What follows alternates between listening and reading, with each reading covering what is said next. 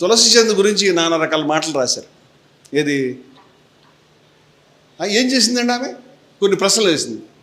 ఆ ప్రశ్నలకు జవాబు చెప్పి దమ్ముండాలిగా నీకు. ఆవిడ క్యాథరిన్ అని, లేకపోతే మరొక మార్గరెటా అని, లేకపోతే పేర్లు పెట్టి సిగ్గులేదు. గాంధీ గారి మూలాలని ప్రశ్నించి ఆయన ముస్లిం అని చెప్పి సిగ్గులేదు. ఎవరు రక్తాన్ని చిందించారో, ఎవరు ఆయన భార్య గాంధీ గారి భార్య జైల్లో చచ్చిపోయింది. నెహ్రూ గారు 10 ఏళ్ల పాటు జైల్లో ఉన్నాడు. మీ వాళ్ళు ఎవరు లేరు, మీ సంస్థలు లేవు, మీరు దొంగలు ఇప్పటిదాకా. అటువంటిది ఆమె గురించి ఇవాళ ఇలాంటి మాటలు రాస్తున్నారంటే ఈ సంస్థల వాళ్ళే హేళన చేస్తున్నారంటే ఆమెకి నేను మన సంస్థల తరఫున హృదయపూర్వకంగా మేము మద్దతు ప్రకటిస్తున్నాం. ఇలాంటి జరగనేమో.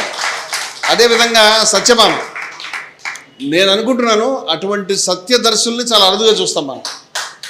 ఆమె సాహసానికి నేను తల వంచి నమస్కారం చెప్తున్నానమ్మా. ఆమె తన యొక్క విషయాన్ని ఓపెన్గా మాట్లాడుతుంది.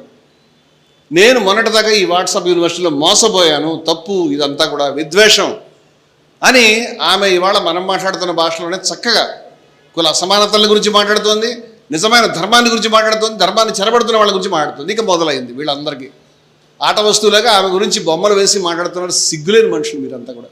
మీరు ఏ ధర్మానికి చెందరు, అసలు మీరు మనుషులే కాదు, మానవత్వానికే చెందరు.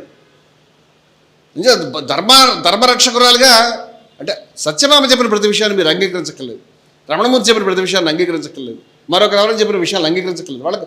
వాళ్ళ యొక్క ఇంటెన్షన్, వాళ్ళు చెప్తున్నటువంటి విధానాన్ని మీరు అర్థం చేసుకోండి.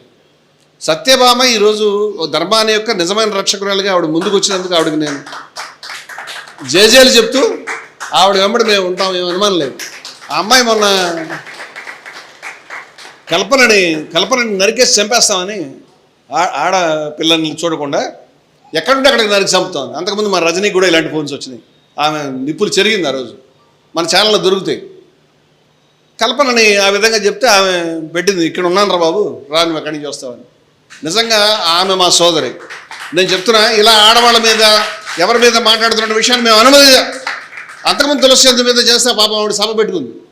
ఇది మనం మాట్లాడకపోవడం తప్పు చేసిన వాడు అవుతాం, మనం మాట్లాడకపోతే తప్పు చేసిన వాడు అవుతాం. ఎవరెవరు ప్రశ్నలు వేస్తున్నారో, ఎవరెవరు మాట్లాడుతున్నారో వాళ్ళందరి మీద వ్యక్తిగతమైనటువంటి దాడులు జరుగుతున్నాయి. వాటిని మనం అంగీకరించకూడదని నేను మనవి చేస్తా ఉన్నాను.